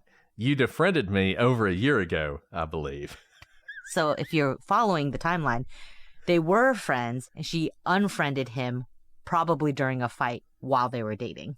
So Karen then responds at 6:05 p.m. Carrie texted that they're headed out in a bit, and John responds, okay, ... Karen says she's going to let me know where. John says, so you're going to meet them? Still trying to figure out what she wants to do. I think it sounds like he's trying to figure out what she wants to do so that she doesn't then get mad again about not being able to meet up. Karen responds, just presenting it as an option. Wouldn't mind hanging out with them for a drink. Is Mike over? John says yes. Karen then says, sounds like you're good with getting together tonight. Was hoping after this morning you'd be interested in smoothing things over with me. Oh, man. Sorry, those of you who can't see me, I have my hand on my forehead. If this didn't end in such a terrible place. It feels like he's been trying to smooth it over this whole time. And then John responds, told you to come over, but you insisted on meeting me out somewhere. And Karen says, Mike is a little off with me for a while now. I've said that multiple times. This is the first time I've heard of it in the text, at least. John responds, time to get over it, Karen. He's fine. He was fine the other night when he came by. And by the way, remember, it was Karen who told him to hang out with Mike for a little bit, and not so that she wouldn't be in the way. Karen responds, yeah, I just wouldn't mind hanging out with other people, like another female too. Where are you meeting them? I don't have plans with them. She just said they're headed out in a bit and we'll test when they head somewhere. By the way, what this is sounding like for that night is it wasn't like they had an itinerary for the night. It was like, we're going out to this bar and then this bar. It sounds like how a lot of very casual outing, right? Hey, we're headed out. All right, tell me where you hang out, where you end up. Maybe we'll meet up together. That's what it sounds like. I think this is relevant because if you're talking about this planned hit on John, this was not something where for the last week or the last month, they were like, 8 p.m., Waterfall Bar, be there, be square. They don't even know where they're going at 6:40 p.m., right? They may or may not hang out with each other. At this point, John doesn't know if he's allowed to be in the same room as Karen.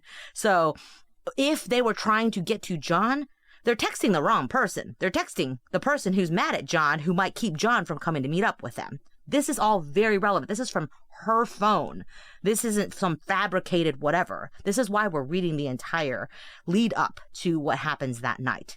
So keep that in mind, how this would fit into the defense's theory that this was an intentional hit on John, because no one's talking to John yet. John's not getting these text messages right now. Karen then says, if you want to go out with Mike solo, that's fine. Just let me know. By the way, if you're the defense's theory, you're thinking, no, don't go solo with Mike. Come over here. Come with us. We need you to come with us. John replies, I already told you what you should do. Not going to keep doing this. Karen replies, now we're at 6:43 p.m. I asked to let me know if you guys are going to head out. I haven't been out for drinks this week, and I had a shit week and shit day. And I dread Kaylee and Pat is going to get chatty with me the second I walk in, and this is going to irritate you. She has been talking about getting a drink since 2 o'clock. If I wanted a drink since 2 o'clock, I may just pour myself a stiff one. She's going to make up for it. Don't you worry. I know she's going to make up for it, but I'm just saying, we've been talking about going out for drinks for a long time at this point. John then responds, we're headed out shortly. What's your plan, Karen? And this is at 7:06 p.m. Karen says, do you want to join me?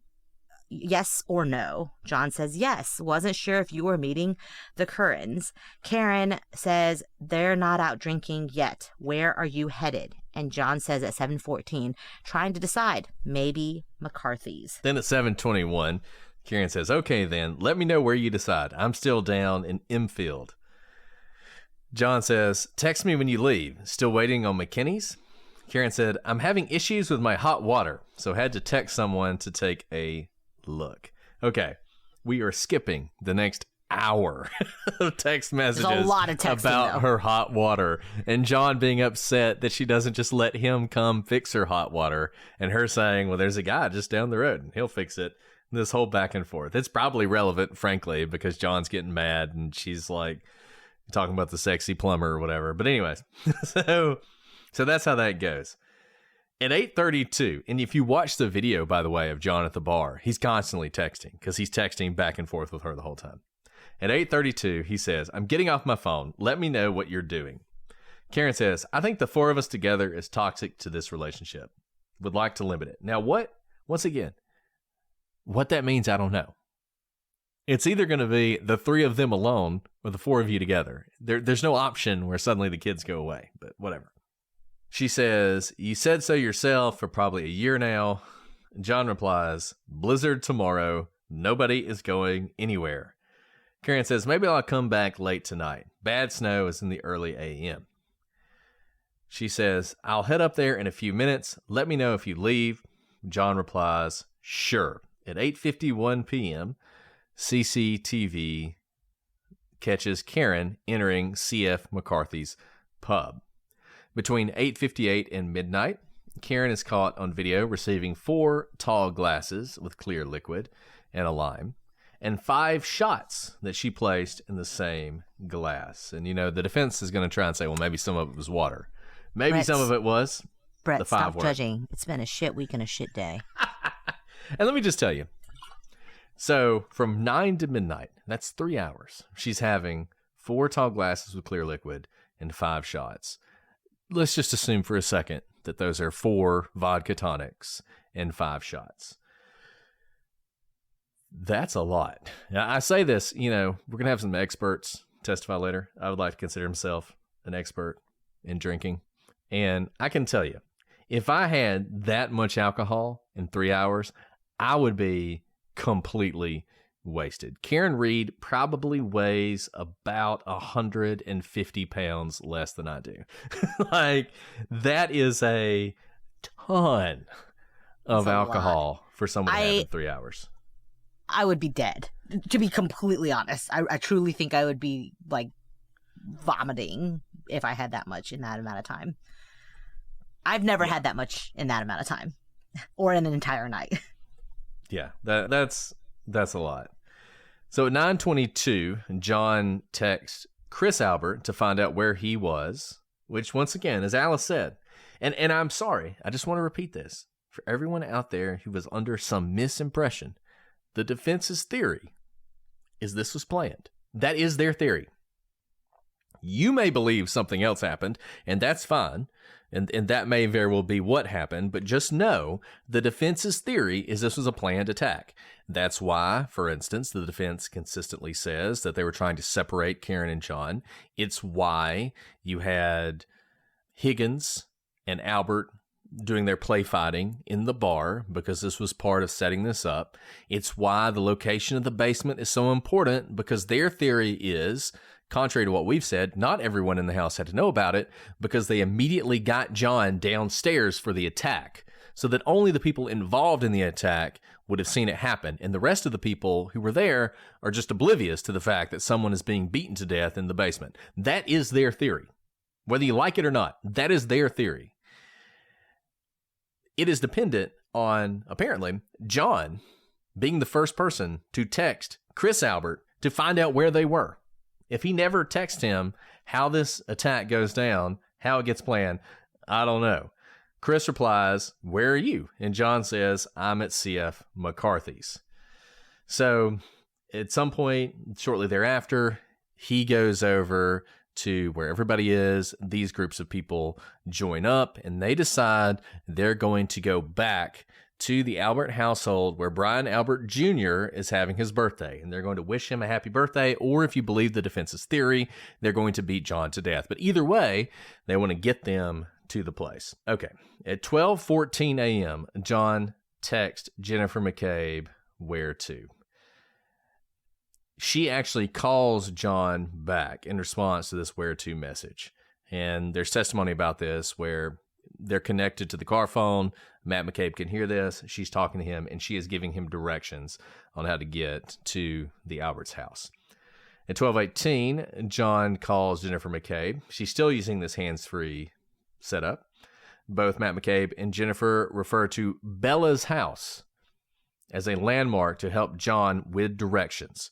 Bella's mother, Ashley, had previously been in a relationship with John O'Keefe. And you can only imagine, given everything else you've heard up to this point, and given the fact that both John and Karen have had a lot to drink, both of them are well over the legal limit, what that conversation would have been like in that car, Bella's house, referring to someone that John used to date.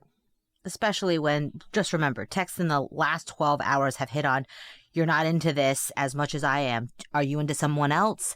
I can't get over this and be as lovey-dovey right away as you can be." I mean, this is all relevant, right? This has been like kindling on the fire for a long time of this like flamed, impassioned fight. And you can imagine the mention of Bella's house by a third party could potentially be even more kindling, if not a massive spark. So at 12:20, John puts 34 Fairview into Waze on his cell phone.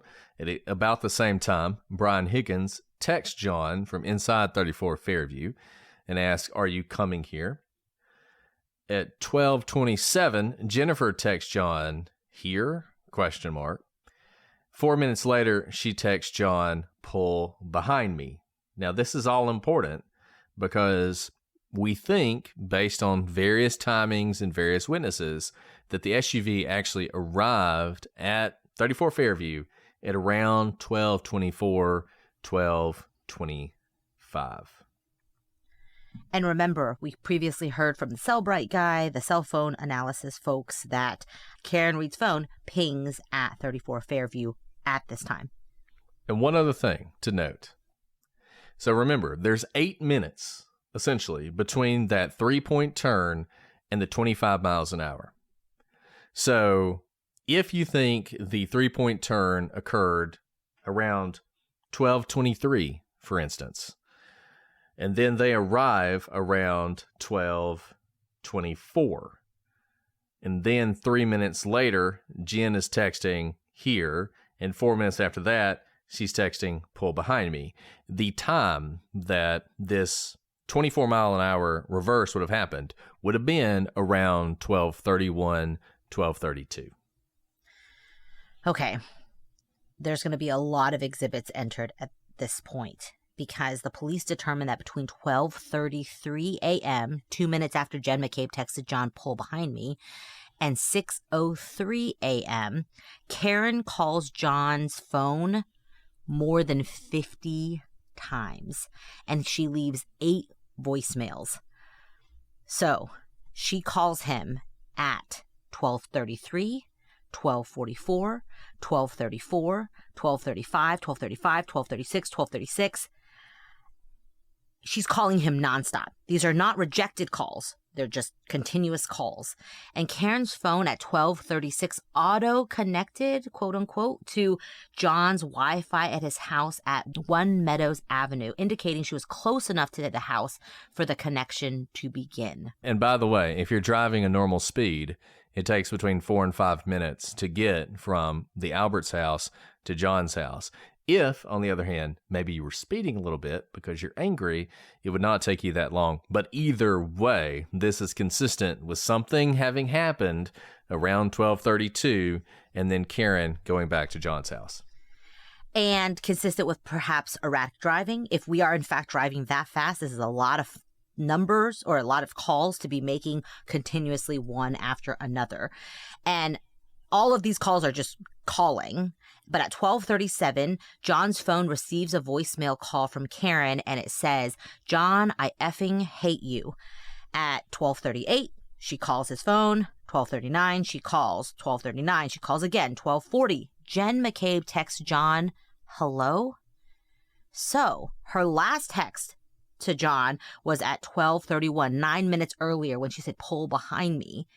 And this would indicate that she didn't see him for those 9 minutes, which is why then she texts again, "Hello," because she thought she just saw the car pulling into the driveway. At 12:40, Karen calls John yet again. At 12:41, what happens repeatedly in this case happens. Apparently, Karen butt dials John's phone. The call goes to voicemail. We don't hear anything from Karen, but what we do hear are sounds from her SUV.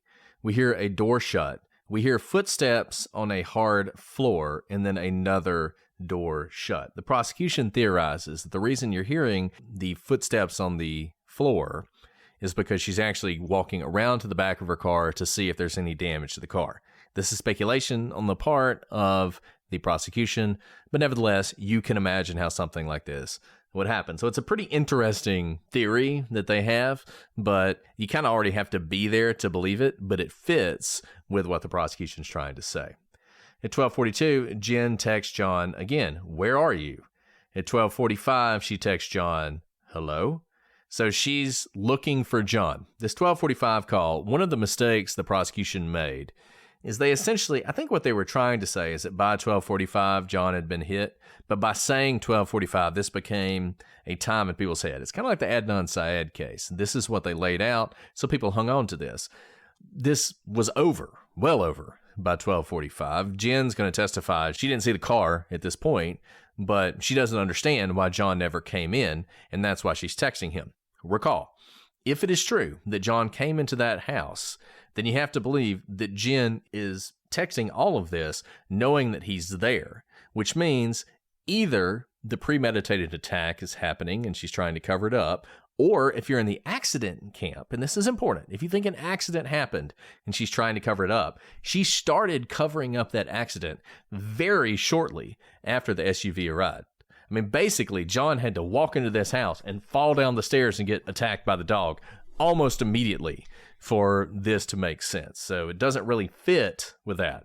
Well, it just so happens if she is doing that, amazing that Karen's phone and her black box on her car happen to be matching something that could be an accident.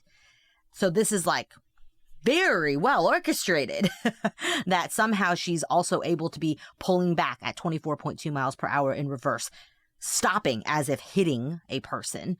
All it happens right at the time that this cover-up is happening. And remember, earlier on, when she was calling and texting John, even when John was with his kids and did not want to respond, he was rejecting her calls or he was responding and saying, "I don't want to talk to you right now." During this set of calls, there's no rejection, there's no text messages, nothing. The phone is just ringing. At 12:55, she messages John, This is Karen. I'm going home. She then 19. Which is really, really interesting. Yes. Okay, so remember, she starts calling him at like 12:30 something. And she's already leaving him messages at 12:37 that say, I effing hate you. 20 minutes pass by after we already know her phone's connected to his house. She's at least getting out of the car because we hear the sounds of walking around. That's a butt dial, right? And then this calm message, that's not I effing hate you, find your own way home. It's a very different tone than the 30 or so calls that have been going through from her phone and the I effing hate you voicemail. All of a sudden it's, I'm going home. 19 seconds after that, she texts, see you later. 3 minutes later, she calls John. 27 seconds after that, she calls John. Another 40 seconds later, she calls John and leaves a voicemail, which says, John, I'm here with your effing kids. Nobody knows where the F you are, you effing pervert. Now, this is interesting. This is supposedly 27 minutes after she's left John at a house party. And she's saying, no one knows where you are. That's an interesting thing to say. That would seem to be setting up what she's going to tell Jen McCabe and Carrie Roberts the next day, which is, I left him at the bar and left. I don't know where he went. And now, 27 minutes after she supposedly left him at a house party, she's saying, no one knows where you are, when she hasn't called anyone else. She hasn't texted anyone else. What exactly does this message mean? I did have a different thought than you. I'm glad our brains work differently despite spending many, many hours together. Remember what she's been texting all day? That she refuses to come over because she doesn't want to be anywhere near him and the kids. These kids are minors. They have to be taken to the doctor, taken to soccer, picked up, right? These are not, I'm sure they could probably like legally be alone, but all day, consistently, over a dozen times, she has said, I don't want to be there with you and the kids because I'm always doubting what I'm doing when you're around them. And he says, just come over. We're going to be here all weekend. There's a storm. She's like, maybe, no, I don't want to be there. So he's been telling her, just come and hang out with us. And she has refused to be in the same room as him and the kids all day. What is she doing? She's going home to his kids. Why? She knows he's not coming home that night. And they are kids. And they're not supposed to be, they don't know that they're going to be home alone all night. She knows he's not coming home, so she goes home. I mean, this just blows my mind when I see the kind of entire day of her refusing to be anywhere near the kids with him. But there must be something in her mind where it's like, well, he's not coming home tonight, so I guess I got to do the parent thing, and then I can make him look worse. So after this call, at 1 o'clock, she calls John again. 25 seconds after that, she butt dials John's phone. She leaves a voicemail, but there's no sound on this voicemail. So at 1:02, Karen texts John, your kids are effing alone. She was just with him. At 1:04, Karen texts John, I'm back in Mansfield. The kids are home alone. At 1:10, she calls her parents, but this call wasn't answered. It is kind of in the middle of the night. And also at 1:10, within like seconds, Karen calls John's phone. Again, none of these are rejected. They just ring. At 1:10, she texts, yes, it's 1 a.m. I'm with your effing niece and nephew. You effing pervert. You effing pervert. By the way, I'm saying effing. She's not. And I don't really understand where the pervert's coming from. Like, it's not, I'm not following what's happening. But pervert's being thrown out a lot all of a sudden. The only thing I can imagine is Bella. That somehow, in her mind, he was going over there to see Bella. And that's why Bella's street came up. Or maybe the fact that it was referred to as Bella's house somehow triggered her to think he was doing something with Bella. I mean, I don't know. But that's a really good point because it does kind of, if you're just reading the text messages, it seems to come out of nowhere. But it probably it doesn't fit if you think she's coming up with an alibi. It doesn't really neatly fit into an alibi right now. But if they were having a really heated fight ahead of time where she was using the term pervert, being texted a pervert later on would fit into that whole stream of conversation and it would make sense to him. And look, this is all really important. Why are we going through this? One of the things people always ask, think back to Murdaugh. Why would he do that to his kids? You know, what is the motive? What would drive a man to do that? What would drive a woman to smash the gas and back into her boyfriend at 24 miles an hour? Rage. You've got to be really mad. And whether she did back into him or not, one thing I can guarantee you, she's full of rage. She is very angry right now, and that is demonstrated by all of this that you're seeing. The other thing you could imagine is she backs into him, she hits him. Maybe she didn't intend to kill him, but in the back of her mind, she's wondering just how hurt he is. And so she keeps calling him because she really wants him to answer the phone. Because if he answers the phone, then he's fine, and she can just yell at him. But instead, if he's ignoring her, she's trying to bait him into responding to prove that he's okay, that she didn't actually, just hit him and leave him there in the snow to die. And that's why she's doing all this. Well, these calls continue. Takes a lot of calls to get to more than 50 calls, you guys. So at 1:12, she calls John's phone. 1:12, again, she calls him. 1:13, she calls him. 1:14, she calls him. 1:14, she calls him. 1:16, she calls him. 1:16, she calls him. At 1:17, John's phone gets a voicemail. And it's from Karen, and it says, John, I'm going home. I cannot babysit your niece. I need to go home. You are effing using me right now. You are effing another girl. Kaylee's sleeping next to me. You're an effing loser. F yourself. At 1:18, she calls him again because it's not enough to yell at him. I mean, these truly, and by the way, these are all separate exhibits as they have to be in trial. As you can see, this is not a call, wait. This is like a call. He's not answering, so you hang up and you call again because the calls are happening in such quick succession and the voicemail isn't picking up each time. That's what's happening. She's pressing call. Maybe it's ringing 5, 6, 7 times and she's like yelling at the phone, presses end, call again, presses end, call again. That's kind of the pattern we're seeing here. So now we have a break, which is either her passing out or going to sleep, or maybe there's just a break in the call records. I don't know. But around 4:30, this is the time that John's niece will say she was woken up by Karen. She testifies that Karen shook her, she left, she came back, and she told her to call John. She was pacing down the hallway, asking what could have happened. She said something along the lines of maybe I did something, and maybe a snowplow hit him, this is at 4:30 in the morning. And she's going to, remember, she drops him off at a party. But at 4:30 in the morning, with no reason to think this, she's already gone to, maybe I did something, or maybe a snowplow hit him. Like, how convenient that his body just so happens to end up outside in the snow when at 4:30, Karen is already suggesting that's exactly what happened. At 4:38, she calls John. 34 seconds later, she calls John. 4:39, she calls John. At 4:40, she calls her parents, which these calls to her parents are interesting. Why is she calling her parents? At 4:40, after her parents don't answer the phone, she calls John. At 4:42, she calls John. At 4:42, after John doesn't answer, she calls her parents. And this time, the phone is answered, though we don't know exactly what is said. Shortly thereafter, she calls John again. 4:45, she calls John. At 4:49, she calls Catherine Camerano, and we heard her testify to this earlier, shouting, "Where's Mike?" That's Catherine's husband. "Where's Mike? John didn't come home."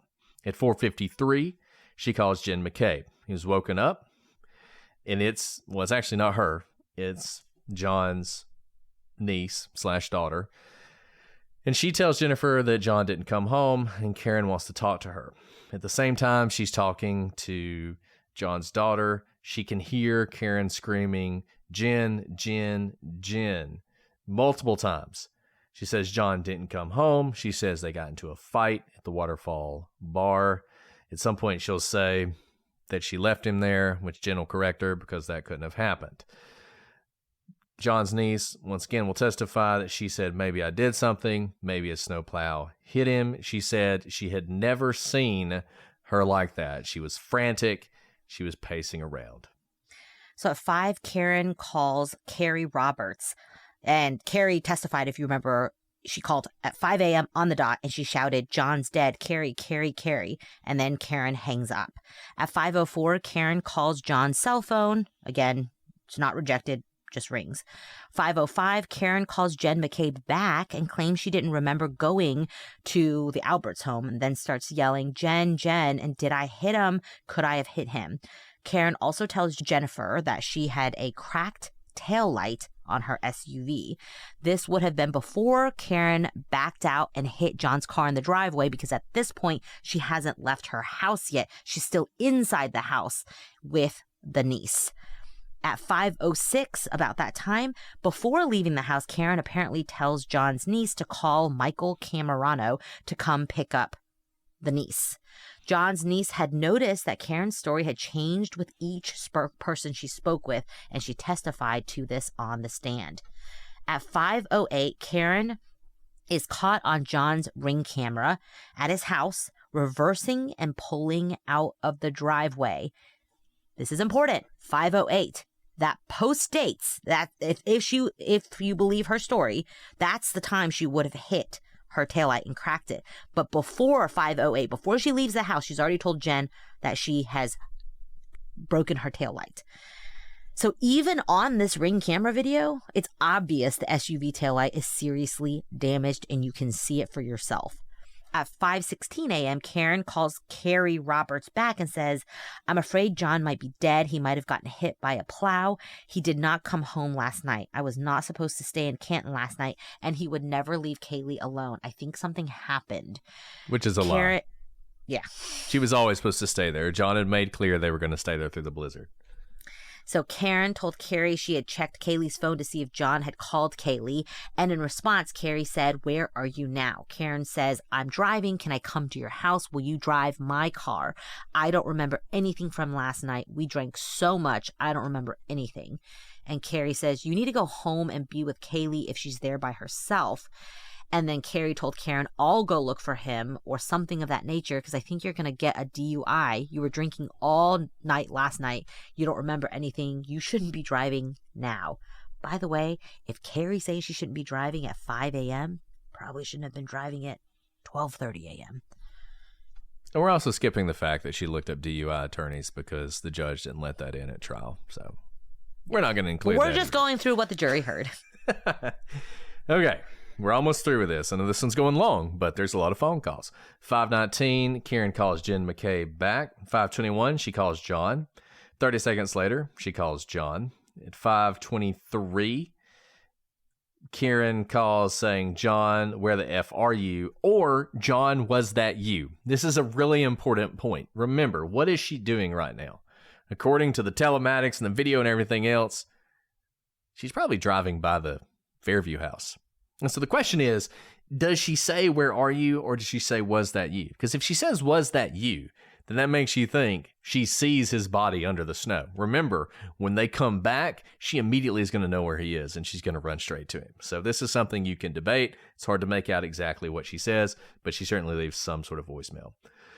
5:24, calls him. 5:25, calls him. 5 seconds later, calls him. 5 seconds after that, calls him. 8 seconds after that, calls him. Calls him again 30 seconds later. 2 minutes later, she calls him. 30 seconds later, she calls him. 40 seconds later, she calls him. Another 20 seconds later, she calls him. She calls him another 30 seconds later. Another 40 seconds later, she calls him again. Another 30 seconds later, she calls him again. And then 5 minutes after that, she calls him again. At 6:03, she calls John's phone once again. And this time, she lets it go to voicemail. And importantly, this is an important call to allow to go to voicemail, because this is the call that's going to capture them finding John's body. The call will last 5 minutes and 12 seconds, and it is Karen, Carrie, and Jennifer McCabe's arrival outside 34 Fairview and the finding of John's body. So the witness is going through all of this as you need to enter it into evidence. And after finishing going through all of these messages and these calls, Guarino debunks a few of the defense theories, including that John's health monitor showed him going up 3 flights of stairs that night. Do you remember that? The whole flights of stairs, despite there only being, by the way, 2 flights of stairs in the Fairview home. The defense posits that this proved John was in the house because there's no way his health monitor would have shown him going up and down 3 flights of stairs. But in fact, these recordings were made while John would have been still in the SUV, going up and down, what do you know it, hills in the surrounding area. Spoiler alert, these health monitors are not 100% accurate. Brett and I worked in an office where they had like a walking challenge. You know, if you walked the most pedometer, then you win. You know what the person who won did? Did this all day. Shook his wrist. Did he walk? No. And guess what? He won because it looked like he walked a ton. These sorts of things happen, right? And what he was saying was that he couldn't have walked those flights of stairs because he was still in the car. But you know what looks like 3 flights? The hills and the kind of descent and ascent that is shown in going up and down those hills. So really what we're seeing is the phone just shows the vehicle passing Fairview before turning around and coming back. Now, according to the location data, John arrived at the Alberts home at 12:24 a.m. From that point forward, his location data pings inside the house for 3 seconds, but otherwise it shows John's location as outside the home. Guarino explained that the 3 seconds is consistent with the normal fluctuations you'd see at location information, which is accurate, but not 100% accurate of where you are. And 3 seconds is a very short amount of time. Any of you who've ever pulled up Find My Friends or something on your iPhone and tried to find out where your people are, it may show them in like the parking lot next door, right? And then so basically saying it's pretty accurate, but the fact that it's 3 seconds indicates to me that likely he was never right there because the 3 seconds is too short and it didn't show him going in and coming back out. And that you would expect to see something like this and this amount of kind of variation in the location data, even in the most accurate of data.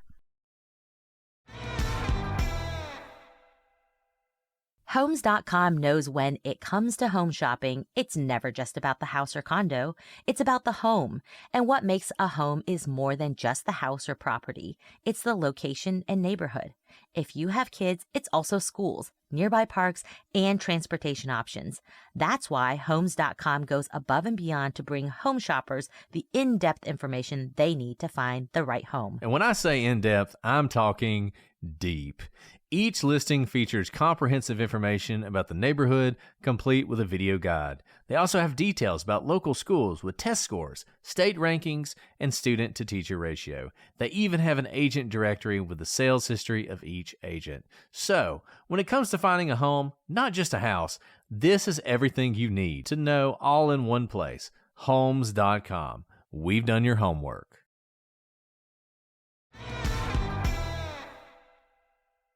So recall that Trooper Paul testified about 2 events, a U-turn and a 3-point turn, and then 8 minutes later, that rapid backup, the 24.2 miles per hour of Karen's car, and that John's phone arrived at the house at 12:24. His health monitor stops registering any movement at 12:32 a.m. Remember, Jen McCabe texts him at 12:31, you can pull up behind me. 12:32? Health monitor stops registering movement. So the data from John's phone and Karen's vehicle perfectly align with John dying in the front yard, having never entered the home, while Karen's car and cell phone location data was pinging right in front of the house. Now, his phone next registered movement at 6:15 a.m. when Carrie Roberts would have picked it up. Karen was back at John's house less than a 5-minute drive at 12:36. So there's a really short timeline, and we basically know when John was hit and when he stopped moving. He didn't move again after being hit. And here's the thing I'll say as we wrap this up for today. A lot of people have repeatedly said there is no evidence that Karen Reed hit John. That is not true. You may choose not to believe this evidence. You may choose to explain this away. But what you have is a lot of different data aligning with her hitting him at around 12:32, and a minute later, starting the flurry of angry calls that she made for the next several hours. And then the next morning, the first thing she's saying to people is she's afraid she hit him. That's what you have. Not to mention the broken taillight, not to mention the DNA, not to mention the hair, not to mention the taillight in John's clothes. So you can disagree with that. You can choose to believe something else happened. But what you can't say is that there's no evidence here, or that the prosecution didn't present any evidence. Could the prosecution have done a better job? Could they have presented this earlier? Absolutely. Do I wish they had have? Absolutely. But this is not a case where there is no evidence that the person accused of the crime committed the crime. And that's a great point. This is all in the record. We talked about like your attention span and storytelling. Technically on the record, it doesn't matter, right? Storytelling or when things come in. If it's in the record, it's in the record. This is 100% in the record. This is the evidence presented at trial. So when you're looking at like legal motions, whether, the elements had been met, whether the prosecution had presented their case, this is all in there. What we were criticizing earlier was like whether it was received by real human beings who aren't reading a cold record, like an appellate court would be, and whether they have understood basically the storytelling from the prosecution. So we're almost at the end. The prosecution has a couple more witnesses, which I'm not really sure why, frankly. Those witnesses should have been a lot earlier. They should have ended with this, I think. But we got a few short witnesses on their part. Then we have some defense witnesses, and then we're going to wrap this case up. So the next episode will be the last episode in this case. This one's been a long one, so you got a little bit of a bonus here. So congratulations. We want to hear what you think about this case. You have not been shy. Continue to let us know. The gallery is hopping. Email us, prosecutorspod@gmail.com. Add prosecutorspod for all your social media. The gallery is our Facebook page. It's a fan-run Facebook page. If you're not a member, go there, join it. You can debate this until the end of time. And trust me, if you've seen the gallery lately, one thing we certainly allow is divergent opinions. You do not have to agree with us to post in the gallery, so check that out. Alice, we've been going for a long time, so I'm not going to do a question today. I do want to say one thing, if you'll indulge me for a moment. As we are recording this, this podcast has been a little bit of a time capsule for various events throughout the history of it. We started with COVID, and a couple days ago, there was an assassination attempt on the past president and current candidate for president, Donald Trump. And just one thing I want to say that I think that highlights, and that this case has highlighted, people are so angry right now. And everything that people are divided over, they get so angry. And they tend to express their division in hatred and in believing that people who disagree with them are evil. And when you start talking about people as evil, and when you start expressing yourself in that way, it's very easy to stop thinking of each other as fellow human beings who deserve respect and, life. And I think we see this across the spectrum. It's not just true crime. It's not just politics. It's everything that happens in our society. And I would hope that we can take a moment and just step back a little bit. I know people are passionate about this case. I know they are. I've seen it. But you can disagree with each other and still be friends. You can disagree with each other and still like this podcast. You can still listen to us, even if you think we're completely wrong in this case. And we all have to start moving in that direction and start viewing things that way, or what we saw over the weekend is going to become more and more common. And I don't think that's what any of us want. We don't want our society descending into violence and chaos. That is so much more dangerous than a view you disagree with or a person you don't like. If there's something that's going to tear us apart, it's going to be when we as a people start viewing the people we disagree with as less than human. That is when things are dangerous. So I hope we can take just a moment in the midst of all this insanity to remember that simple truth. So much more unites us than divides us. And I would like to think those of you who listen to this podcast believe that. Thanks for saying that, Brett. I appreciate it. My heart was heavy even as we started to record today. And there isn't much more I can add to that other than I agree with you wholeheartedly, which is that this is something we've talked about a lot, which is that rhetoric matters. Even if you're thinking you're being hyperbolic or no one would take you seriously, using language like evil or calling others in a Karen Reed case or in political campaign season, really any time use rhetoric that dehumanizes anyone else is going to do harm. It erodes away at yourself, even if you yourself think you're being hyperbolic. And even worse, those who listen around you, maybe those who don't understand hyperboles, will pick up arms, quite literally, and take action because they take your words at face value. Words have meaning. Words are important. You have the ability to use words. Use them responsibly. Please use them responsibly when talking about this case, when talking about victims, when talking about theories and people that you disagree with. We know you guys want to, and you strive to. Thank you for giving us a platform to be able to talk about these types of issues, whether it be, the Karen Reed case or another case that just strikes iron hot in people's eyes and hearts. But you can feel passionately about things without crossing the line into dehumanizing the other side. So thank you guys, and thank you, Brett, for bringing that up. Well, all right. Well, we'll be back with the last episode in this series next week. But until then, I'm Brett. And I'm Alice. And we are the Prosecutors.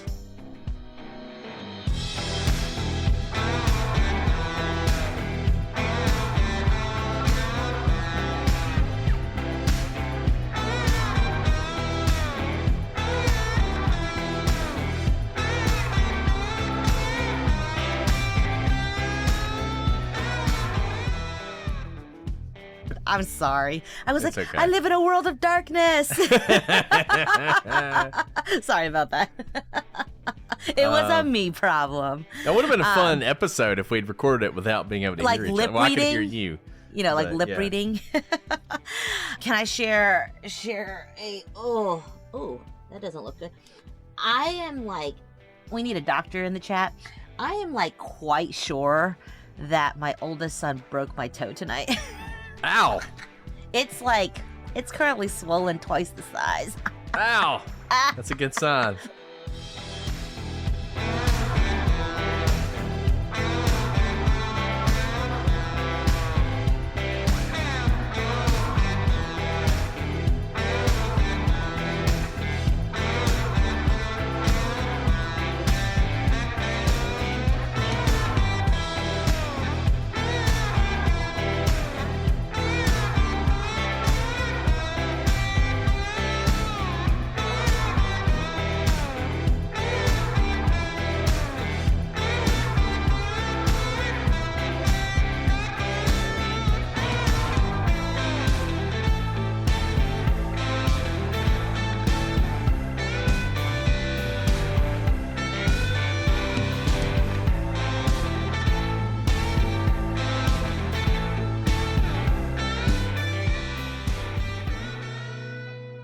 Good sign. Doesn't feel good.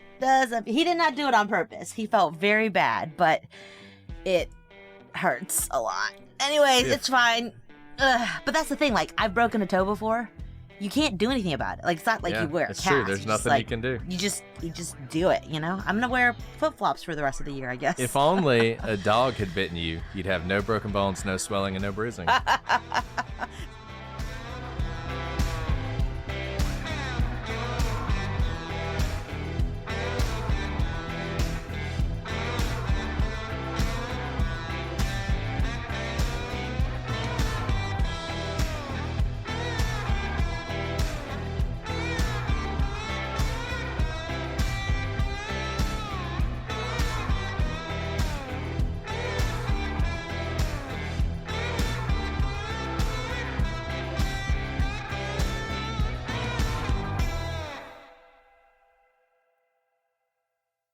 This summer, it's time to get your giggle on. Pluto TV's Summer of Cinema is going to make you LOL with hundreds of free movies all summer long. Get a good chuckle or a deep belly laugh streaming Good Burger, Anchorman: The Legend of Ron Burgundy, and Anchorman 2: The Legend Continues. From old school to think like a man, this summer you can chortle, howl, or snort your way through your favorite comedies for free. Download the Pluto TV app now. It's every couch potato stream. Summer of Cinema on Pluto TV. Stream now, pay never.